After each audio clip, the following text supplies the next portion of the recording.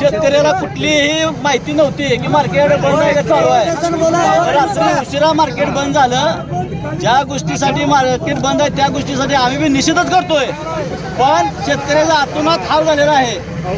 आणि कालचं जे मार्केट होतं त्याच भावानं आज मार्केट गेलं पाहिजे. आमचं कालचं भाव झालं पाहिजे. कशी गोष्ट आहे. एक मिनिट आहे का. हिंदवी स्वराज्याचे संस्थापक छत्रपती शिवाजी महाराज आणि डॉक्टर बाबासाहेब महामानव आंबेडकर यांचाही आम्हाला आदर आहे.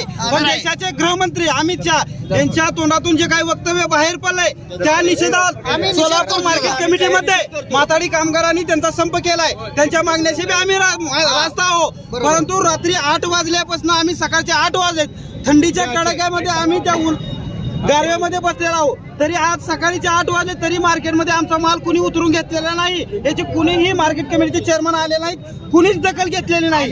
या निषेधार्थ आम्ही इथं रोडवर आलो. याचं कारण की सरकारला आमचा आवाज तिथपर्यंत पोहोचवण्याचं काम तुम्ही करावं हीच आमची तुम्हाला विनंती आहे.